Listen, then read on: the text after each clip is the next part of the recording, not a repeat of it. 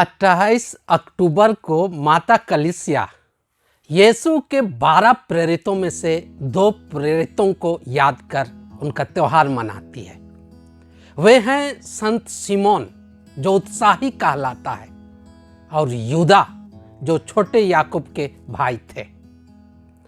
इन दोनों प्रेरितों के बारे में हमें अधिक जानकारी नहीं मिलती है, फिर भी आइए जो भी जानकारी उपलब्ध है उसे जानने का प्रयास करें। संत सिमोन कहा जाता है ये काना नगर से आते थे।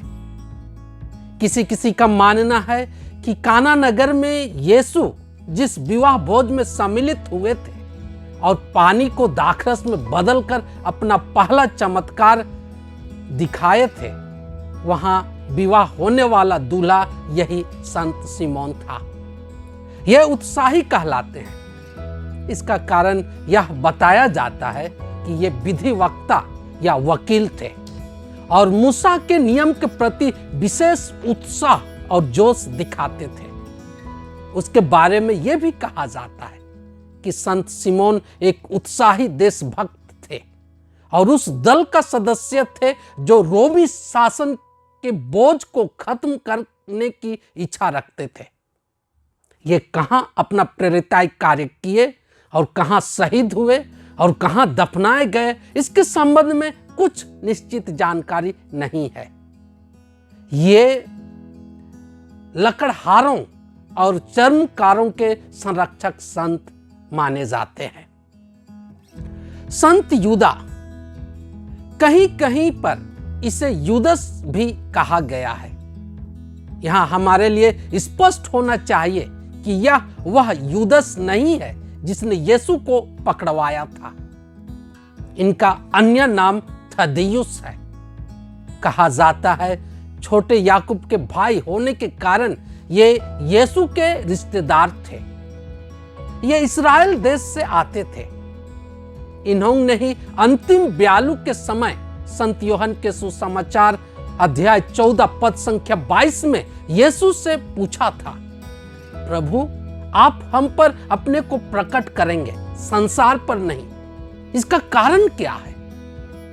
इसी के जवाब में यीशु ने कहा था, यदि कोई मुझे प्यार करेगा तो वह मेरी शिक्षा पर चलेगा।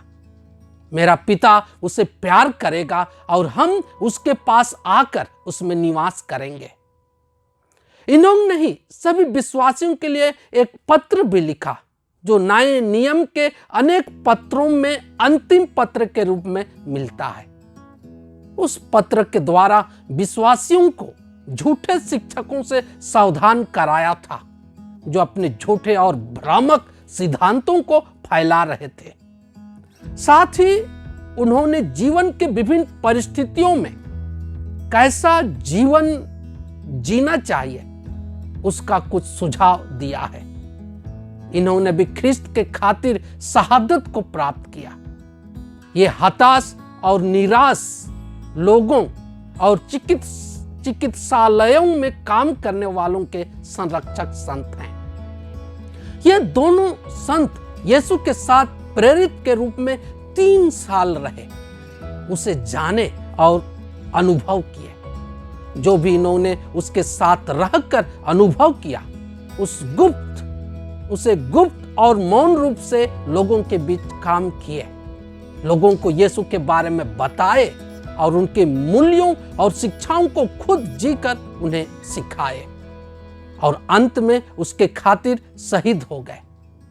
हे संत सिमोन और संत यूदा, हमें भी अपने विश्वास में दृढ़ रहकर ख्रिस्त के मूल्यों को जीने और उनके शिक्षाओं में चलने के लिए मदद कर।